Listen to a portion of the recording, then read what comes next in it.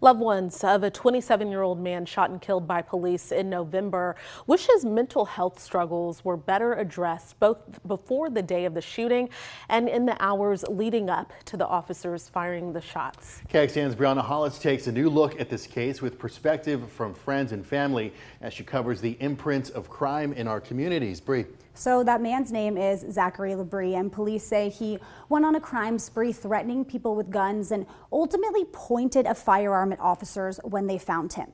But that doesn't make watching body camera video of that police shooting any easier for people who loved him.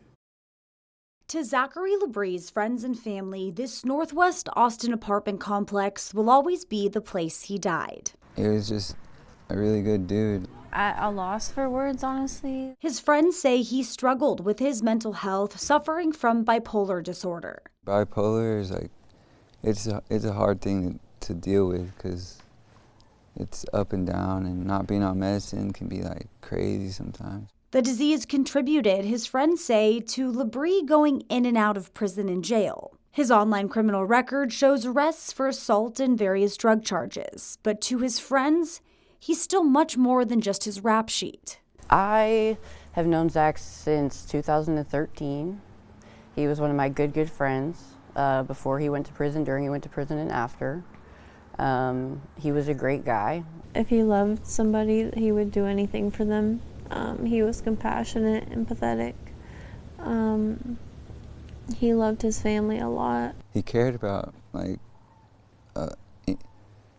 anybody. Like, he'd give them the shirt off his back. He'd give them the last of his food. He'd do anything for people. An early morning crime spree on November 7th led to his death. Police say a Bee Cave officer tried to pull Labrie over for speeding, but he drove off, driving dangerously through Bee Cave and Lakeway before ending up at what police say was his ex-girlfriend's apartment, who wasn't home at the time.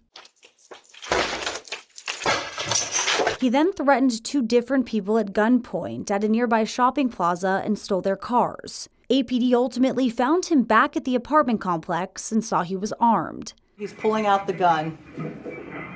That's a gun in his hand. You can see the weapon. He then turns and points at the officers. Labrie's friends wish officers didn't open fire. It's just really sad for me because I just feel like it didn't have to go this way, you know what I mean? I don't necessarily think that that was necessary. Bee Cave's chief said during the chase, an officer was on the phone with Labrie's father and learned Labrie was struggling with his mental health and was suicidal. And was concerned for the safety of his son, as were we. When somebody is armed and has made suicidal threats to family members and has shown the intention of fleeing a traffic stop, fleeing police, then we are concerned for their safety and other people's safety. Was any of that information passed along from your officers to APD about the suicidal thoughts? Yes. He was someone's son, and he was loved, and our condolences to them. Rest in peace, Zach. We love you.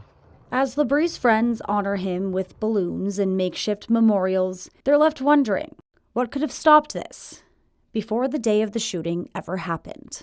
But I also think that this should be sort of eye-opening to friends and family and, you know, significant others, partners, whoever in anybody's life, as far as just like mental health, like for anybody to not be afraid to reach out to parents, to a crisis team, to anybody if you feel like things are going some type of way that's even, you know, close to that.